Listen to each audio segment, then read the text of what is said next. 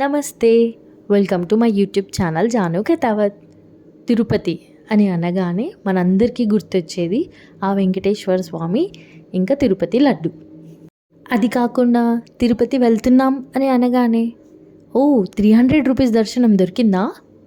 ఎప్పుడు బుక్ చేసుకున్నారు?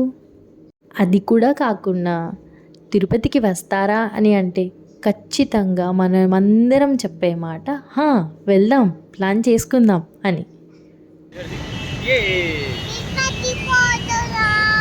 గోవిందా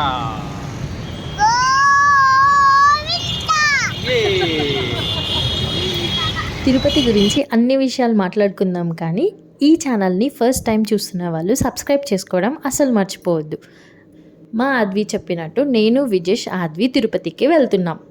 కార్లోనో ట్రైన్లోనో కాదు, బస్లో. ఫస్ట్ టైం నేనైతే తిరుపతికి బస్లో ట్రావెల్ చేస్తున్నాను. రోడ్వే కదా, ట్రావెలింగ్ టైం చాలా పడుతుంది, చాలా ఇబ్బందులు ఉంటాయేమో అని నేను స్టార్టింగ్లో అనుకున్నాను. కానీ ట్రైన్ కన్నా మనకి చాలా బెటర్ ఈ బస్ జర్నీ. నాకైతే పర్సనల్గా చాలా బాగా నచ్చింది ఈ బస్ జర్నీ. ఎందుకో ఈ వీడియోలో మొత్తం చూసేద్దాం. మాకు బస్ బోర్డింగ్ పాయింట్ అయితే లక్డికప్పుల్ నుంచి ఇచ్చారు. టైమింగ్స్ వచ్చేసి 8 o'clock అని చెప్పారు, నైట్ 8 o'clock. మేమైతే ఆ 8 కన్నా ముందే ఆ బోర్డింగ్ పాయింట్ దగ్గర ఉండేటట్టు చూసుకున్నాం. విజేష్ ఇంతకుముందే బస్ జర్నీ చాలాసార్లు చేశాడు కాబట్టి చాలా బాగుంటుంది అని చెప్పాడు, కానీ నేనే నమ్మలేదు. ఈసారి కూడా బస్లోనే వెళ్దామని అంటే నేను చాలా వద్దు అనే చెప్పాను. బట్ లేదు, బాగుంటుంది, నువ్వు కూడా ఒకసారి ఎక్స్పీరియన్స్ చెయ్యనంటే విజేష్ మాట విని నేనైతే ఈ బస్ జర్నీ చేశాను. బస్సెస్ మాత్రం ఆన్ టైంలో ఉంటాయి. ఒక్క 5 minutes 10 minutes లేట్ కూడా కాదు. టైం అంటే టైం. మాకు 8 అని చెప్పారు, ఎగ్జాక్ట్ 8కి మా బస్ అయితే స్టార్ట్ అయిపోయింది.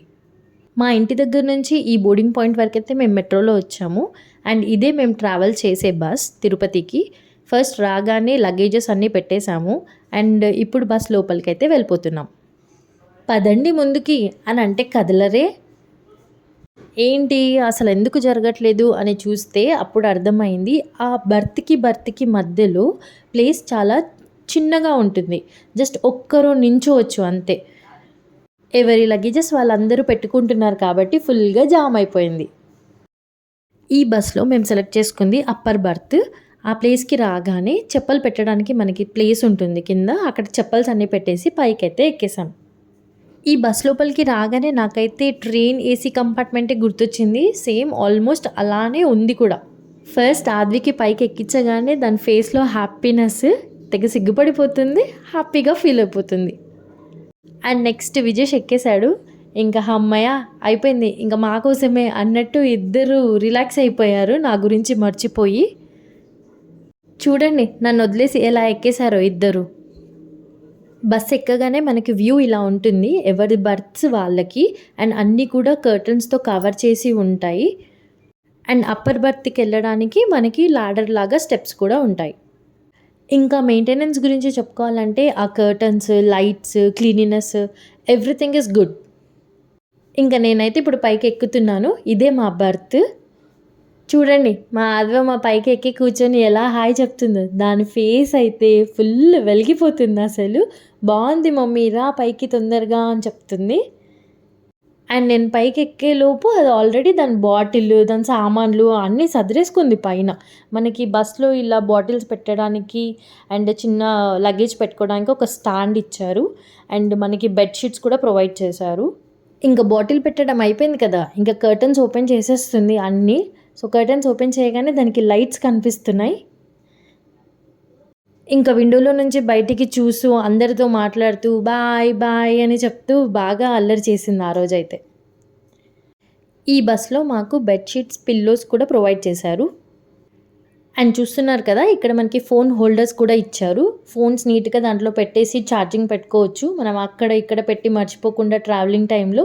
నేనైతే చాలా వరకు ఫోన్ ఎక్కడెక్కడో పెట్టేసి మర్చిపోతూ ఉంటాను, మళ్ళీ నా ఫోన్ నేనే వెతుక్కుంటూ ఉంటాను. అలా కాకుండా వెళ్ళగానే ఫోన్ని తీసి ఆ హోల్డర్లో పెట్టేశాను, మళ్ళీ దిగేటప్పుడు తీసుకున్నాను. ఇంకా నేను ఫస్ట్ టైం ఈ బస్ ఎక్కడం కాబట్టి ఇంకా ఉన్న ఏసీ సాకెట్స్ అన్నీ వర్క్ చేస్తున్నాయా లేదా, అసలు వాటి కూలింగ్ ఎలా తగ్గించడము, ఆ ఆప్షన్స్ అన్నీ అయితే చెక్ చేసేసాను.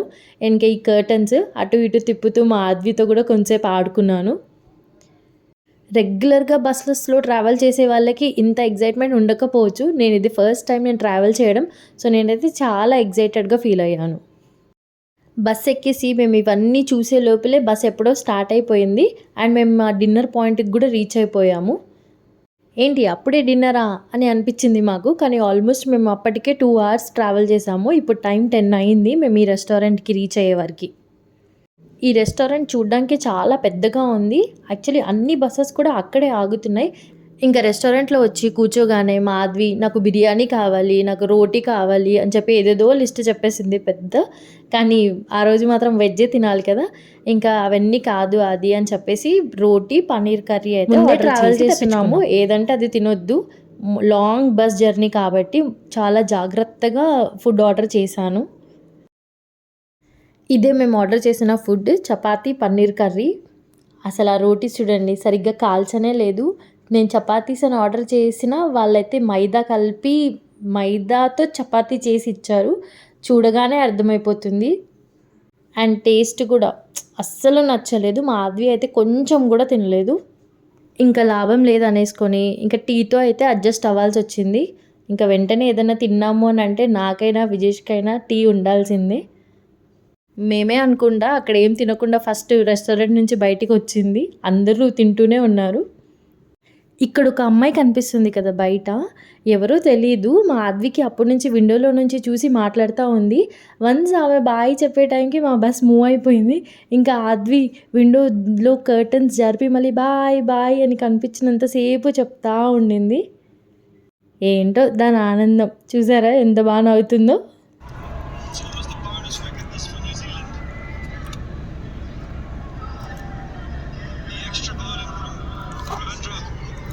ఏం చూసినావు అదమ్మా?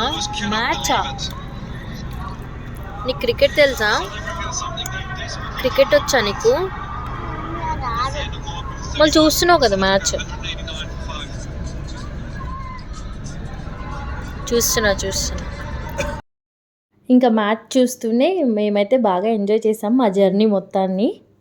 మా ఆద్వి అయితే అసలు ఎక్కడ తగ్గలేదు. స్టార్టింగ్ నుంచి కంప్లీట్ జర్నీ కూడా ఫుల్ హ్యాపీగా స్మైల్ చేస్తూ ఎక్కడ కూడా కొంచెం కూడా సతాయించకుండా చాలా మంచిగా కోఆపరేట్ చేసింది. చూడండి ఇలా దిగుదాం ఫొటోస్, అలా దిగుదాం, మమ్మీ ఇలా పెట్టు అని అన్నీ కూడా మా ఆద్వి చెప్తుంటేనే చేశాను నేను.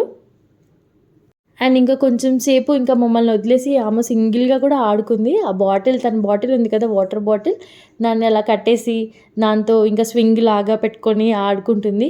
అయ్యో మూవింగ్ బస్లో తగులుతుంది అని అంటే ఆహా నేను కొంచెంసేపే ఆడుకుంటాను అని అనేసి కొంచెంసేపు అలా ఆడుకొని ఇంకా తర్వాత పడుకుంది. ఈ బస్ జర్నీలో మాకైతే చాలా మెమరీసే ఉన్నాయని చెప్పొచ్చు. బికాజ్ నేను first time bus journey travel చేయడము అండ్ మా ఆద్వి ఇంత బాగా సపోర్ట్ చేయడం అండ్ మేమైతే చాలా ఫొటోస్ తీసుకున్నాము ఈ బస్‌లో. అండ్ చాలా కంఫర్టబుల్‌గా కూడా ఉంది ఈ బస్. మనకి ట్రైన్ లాగా ఇబ్బంది ఉండడము, ఇలా వేరే వాళ్ళతో డిస్టర్బెన్సెస్ అలా ఏముండవు. చాలా సైలెంట్‌గా ఉంటుంది బస్ మొత్తం కూడా. చూడండి పడుకుంటుంది అని అనుకునే లోపే లేచేసి ఇంకేదో టాపిక్ చెప్తా ఉంటది మా ఆద్వి అయితే. ఫ్యామిలీతో అయినా, పెద్దవాళ్ళతో అయినా ఎక్కడైనా లాంగ్ జర్నీస్ ట్రావెల్ చేసేటప్పుడు ఈ బసెస్ అయితే చాలా కంఫర్టబుల్. నాకైతే పర్సనలీ చాలా బాగా నచ్చింది ఈ జర్నీ. ఇంకెప్పుడైనా నెక్స్ట్ టైం ఎక్కడికైనా వెళ్ళాలని అనుకున్నా సరే నేనైతే ఈ బసెస్‌ని ప్రిఫర్ చేస్తాను.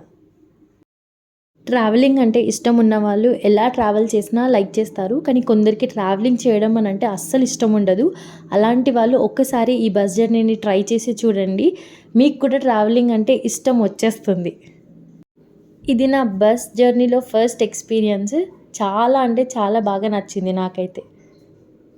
అండ్ ఈ జర్నీ నేను ఫస్ట్ టైం మా ఫ్యామిలీతో చేశాను. అంటే నా ఆద్వి, విజేష్ అండ్ నేను మేము ముగ్గురమే. అండ్ ఫస్ట్ టైం మేము ముగ్గురమే మా ఫ్యామిలీ మెంబర్స్‌తో కాకుండా ఇలా బయటికి వెళ్ళడం కూడా. So many special things at one place అన్నట్టుగా ఉండింది నాకైతే. మార్నింగ్ మా టైం కన్నా ముందే తిరుపతికి మేమైతే హ్యాపీగా సేఫ్గా రీచ్ అయిపోయాం. ఇది మా తిరుపతి ట్రావెలింగ్ వీడియో. మీ అందరికీ నచ్చిందని అనుకుంటున్నాను. Thanks for watching. Do like, share and subscribe my YouTube channel Janu Ke Dawat. Bye bye.